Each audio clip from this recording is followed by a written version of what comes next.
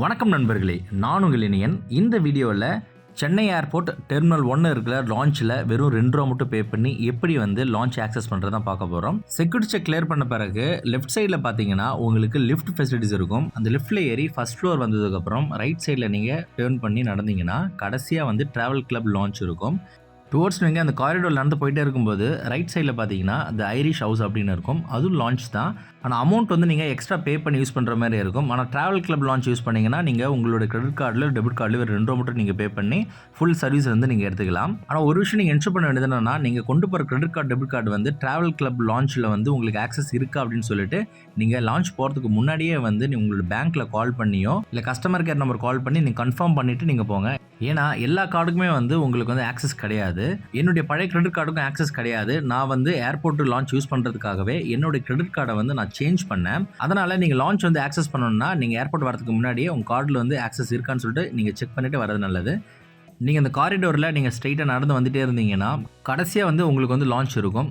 Entry உள்ள நுழைஞ்ச பிறகு உங்களுக்கு ஒரு ஸ்டாஃப் இருப்பாங்க. அந்த ஸ்டாஃப் கிட்ட உங்களுடைய போர்டிங் பாஸும் உங்களுடைய கார்டும் நீங்கள் கொடுக்கணும். போர்டிங் பாஸ் கொடுத்தா தான் அக்செப்ட் பண்ணுவாங்க. செக்இன் கவுண்டரில் கொடுத்த போர்டிங் பாஸ் கொடுக்கலாம், அப்படிலாம் வெப் செக்இன் பண்ண போர்டிங் பாஸ் கொடுக்கலாம், கியாஸ் எடுத்த போர்டிங் பாஸ் கொடுக்கலாம்.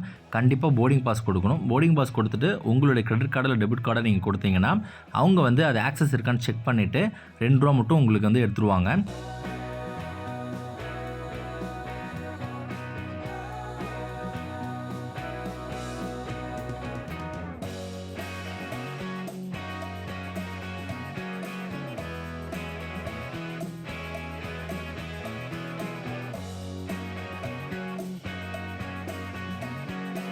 அதுக்கப்புறமா நீங்கள் லான்ச்சில் இருக்கிற எல்லா ஃபெசிலிட்டிஸுமே நீங்கள் யூஸ் பண்ணிக்கலாம். உங்களுக்கு என்னென்ன சர்வீஸ் லான்ச்சில் இருக்கும் பார்த்தீங்கன்னா, உங்களுக்கு சீட்டிங் அரேஞ்ச்மெண்ட் இருக்கும், நீங்கள் ரெஸ்ட் எடுக்கலாம், ஃப்ரீ ஒய்ஃபை இருக்கும், உங்களுக்கு டிஸ்பிளே இருக்கும், உங்களோட ஃப்ளைட் டைமிங் ஆட்டோமேட்டிக்காக இன்ஃபார்ம் பண்ணுவாங்க.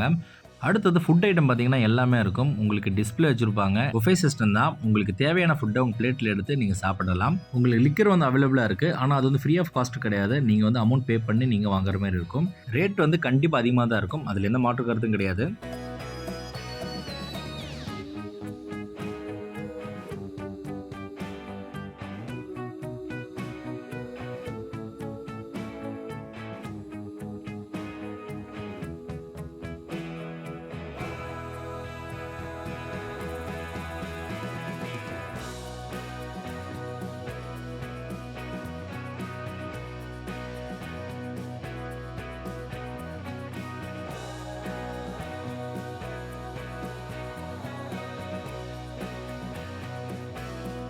அடுத்தது உங்களோட ஃப்ளைட் டிபார்ச்சர் டைமுக்கு 35 நிமிஷத்துக்கு முன்னாடி உங்களுக்கு போர்டிங் அனௌன்ஸ்மெண்ட் போடுவாங்க.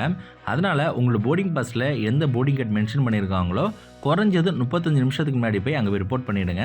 லான்ச்சில் இருக்க ஸ்டாஃபை இதையும் அனௌன்ஸ்மெண்ட் பண்ணுவாங்க. சப்போஸ் அவங்க சொல்லனாலும் நீங்கள் கரெக்டான டைமுக்கு நீங்கள் ஃப்ளைட்டை மிஸ் பண்ணிடாமல் லான்ச்லேருந்து கிளம்பிடுங்க. நான் கொடுத்த இன்ஃபர்மேஷன் கண்டிப்பாக உங்களுக்கு யூஸ்ஃபுல்லாக இருக்கும்னு நான் நம்புகிறேன். உங்கள் ஃப்ரெண்ட்ஸ் அண்ட் ஃபேமிலி யாராவது லான்ச் எப்படி யூஸ் பண்ணணும் அப்படின்னு கேட்டாங்கன்னா அவங்களுக்கு ஷேர் பண்ணுங்கள். கண்டிப்பாக அவங்களுக்கும் பயனுள்ளதாக இருக்கட்டும். உங்களுக்கு ஃப்ளைட் ட்ராவல் பற்றி வேறு எந்த டவுட்டாக இருந்தாலும் கமெண்ட் செக்ஷனில் கமெண்ட் பண்ணுங்கள். கண்டிப்பாக உங்களை ரிப்ளை பண்ணுவேன். மேலும் ஃப்ளைட் ட்ராவல் சம்மந்தமான எந்த ஒரு வீடியோக்கும் நம்ம சேனலை மறக்காமல் சப்ஸ்கிரைப் பண்ணிவிடுங்க. நன்றி, வணக்கம்.